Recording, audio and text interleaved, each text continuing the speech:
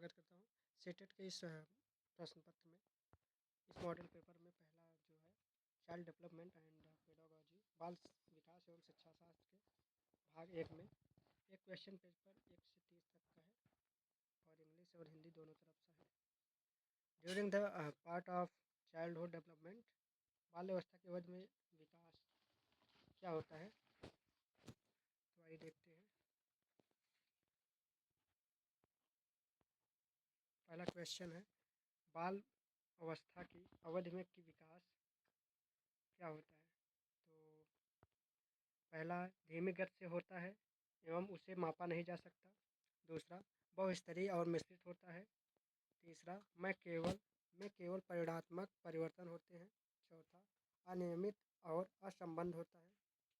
तो इसका सही उत्तर क्या हो जाएगा? तो इसका सही उत्तर हो जाएगा 2, बहुस्तरीय और मिश्रित होता है बाल विकास में।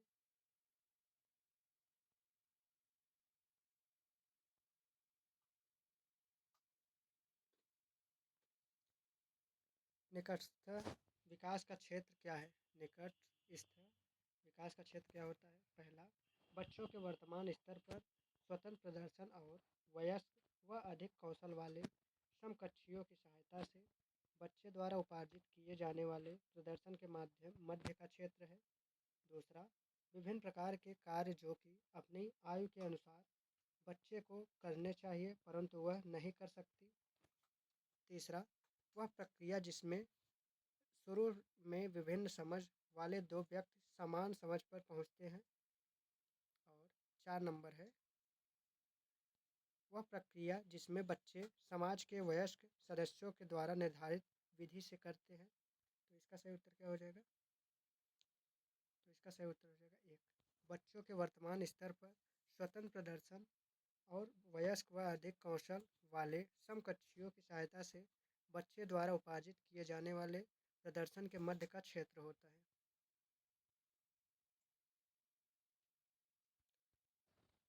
जीन पियाजे के अनुसार बच्चे अमूर्त संक्रियात्मक अवस्था में पहला, परिकल्पित निगमनात्मक तर्क और प्रतिज्ञप्त चिंतन करने में असमर्थ या समर्थ। दूसरा, केंद्रीकरण और अनुत्क्रमणीय सोच से आबद्ध। तीसरा, संरक्षण, वर्गीकरण व श्रेणीबद्धता करने में सक्षम नहीं है।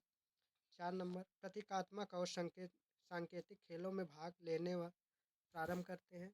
तो इसका सही उत्तर क्या हो जाएगा? तो इसका सही उत्तर हो जाएगा आपका पहला, परिकल्पित निगमनात्मक तर्क और प्रतिज्ञप्ति चिंतन करने में समर्थ होता है।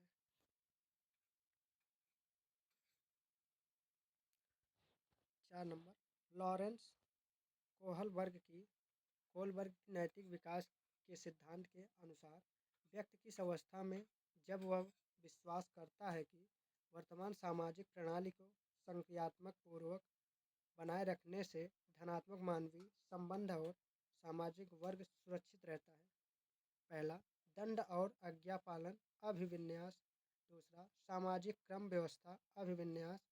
तीसरा, यांत्रिक उद्देश्य अभिविन्यास। चौथा, सार्वभौमिक नैतिक सिद्धांत अभिविन्यास। तो इसका सही उत्तर क्या हो जाएगा?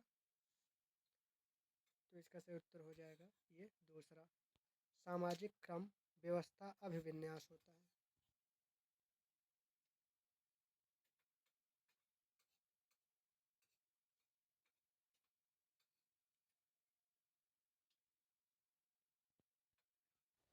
हार्वर्ड गार्डनर के बहुबुद्धि सिद्धांत के अनुसार निम्नलिखित में से कौन सा जोड़ा बुद्धि के प्रकार और अंतःस्थिति अनुपालन संभावना के अनुसार सही है?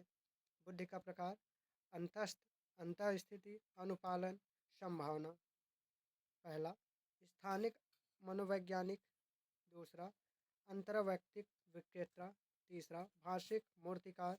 चौथा, शारीरिक गति संवेदना खिलाड़ी। तो इसका सही उत्तर क्या हो जाएगा? इसका सही उत्तर हो जाएगा 4 नंबर, शारीरिक गति संवेदनता खिलाड़ी।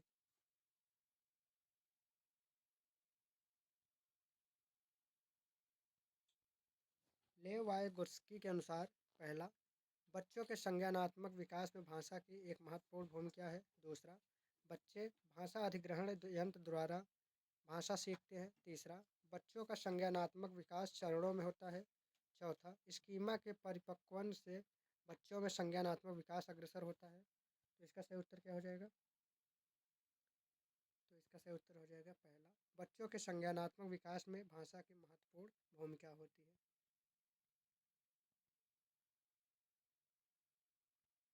एक प्रगतिशील कक्षा में शिक्षण अधिगम प्रक्रिया के दौरान अधिगमकर्ताओं का मूल्यांकन।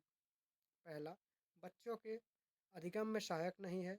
दूसरा, बच्चों की अधिगम प्रक्रिया में रुकावट उत्पन्न करता है। तीसरा, अभिभावकों को प्रतिपुष्टि देने के प्रयोजन से बेहद असफल यानी सफल, कम सफल व असफल विद्यार्थियों को पहचानने में सहायक होता है।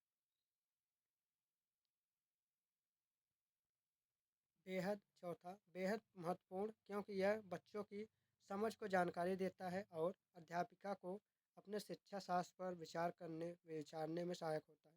तो इसका सही उत्तर क्या हो जाएगा? तो इसका सही उत्तर हो जाएगा आपका ये 4 नंबर, बेहद महत्वपूर्ण और क्योंकि ये आपका सही उत्तर हो जाएगा।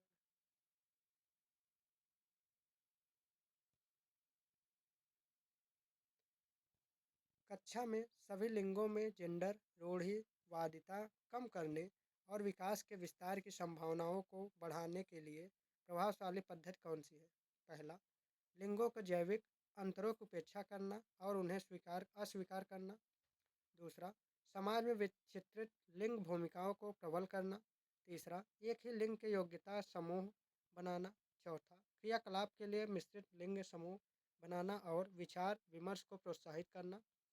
तो इसका सही उत्तर क्या हो जाएगा? तो इसका सही उत्तर हो जाएगा कौन सा?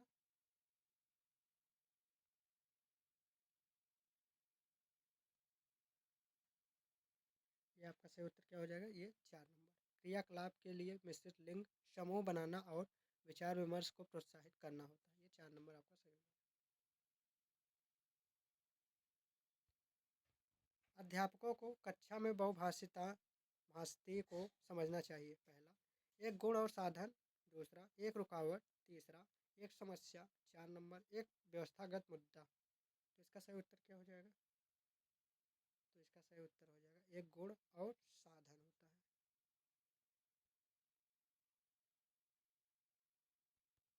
बाल केंद्रित कक्षा वह है जिसमें पहला, अध्यापक केवल पाठ्यपुस्तक को ज्ञान के स्रोत के लिए उपयोग करता है। दूसरा, अध्यापक बच्चों को उनकी क्षमता के आधार पर वर्गीकृत करता है। तीसरा, बच्चों के व्यवहार को निर्देशित करने के लिए अध्यापक पुरस्कार और दंड का प्रयोग करता है। चौथा, अध्यापक लचीला है और प्रत्येक बच्चे की व्यक्तिगत आवश्यकताओं को पूरा करता है। तो इसका सही उत्तर क्या हो जाएगा? तो इसका सही उत्तर हो जाएगा ये 4 नंबर, अध्यापक लचीला है और प्रत्येक बच्चे की व्यक्तिगत आवश्यकताओं को पूरा करता है। आपका ये सही हो जाएगा। किस मनोवैज्ञानिक के अनुसार बच्चों के संज्ञानात्मक विकास में सांस्कृतिक उपकरण एक महत्वपूर्ण भूमिका निभाते हैं? पहला, लेव वायगोत्स्की। दूसरा, जीन प्याजे। तीसरा, अल्बर्ट बंडोरा। चौथा, B.F. स्किनर। तो इसका सही उत्तर क्या हो जाएगा? तो इसका सही उत्तर हो जाएगा ये लेव वायगोत्स्की है।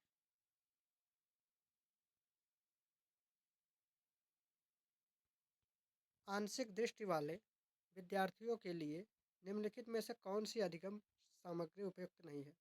पहला, बड़े आकार में मुद्रित पुस्तकें। दूसरा, त्रिविमी नुस्खे और चार्ट। तीसरा, बोलती पुस्तकें। स्पर्शी सूचना पट।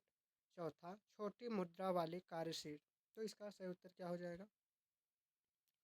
तो इसका सही उत्तर हो जाएगा आपका ये 4 नंबर, छोटी मुद्रा वाली कार्यशीट।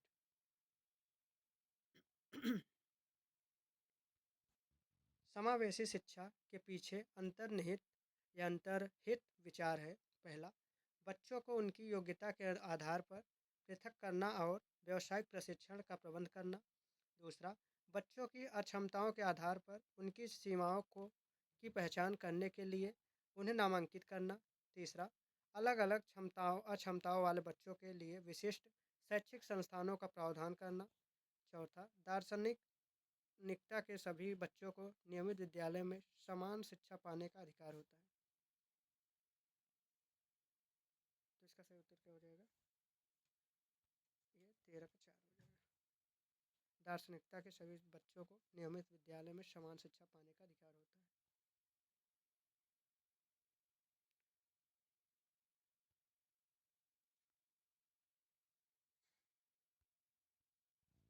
प्रतिभाशाली और सृजनात्मक बच्चों की आवश्यकताओं को किस प्रकार संबोधित किया जा सकता है? पहला, चुनौतीपूर्ण कार्य और निरस्ता दूर करने के लिए क्रियाकलाप को देकर। दूसरा, वे प्रश्न देकर जिनमें अभिमुखी चिंतन की आवश्यकता हो। या तीसरा, प्रश्न हल करने के लिए विशिष्ट निर्देश उपलब्ध कराकर। चौथा, रटने पर आधारित परीक्षा देकर। तो इसका सही उत्तर क्या हो जाएगा? ये आपका पहला हो जाएगा, चुनौतीपूर्ण कार्य और निरस्ता दूर करने के लिए क्रियाकलाप देकर। पठन वैफल्य बच्चों की पहचान किस प्रकार की जा सकती है? पहला, उनके सामाजिक एवं सांस्कृतिक संदर्भों को जानकर। दूसरा, पूर्ण शारीरिक स्वास्थ्य परीक्षण द्वारा। तीसरा, उनके पढ़ने और लिखने की कौशलता के विश्लेषण से। 4 नंबर, उनकी जटिल व उच्च स्तरीय समस्याओं को हल करने की क्षमता का आकलन करके। तो इसका सही उत्तर क्या हो जाएगा? इसका हो जाएगा ये 3 नंबर, उनके पढ़ने और लिखने की कौशलता के विश्लेषण से।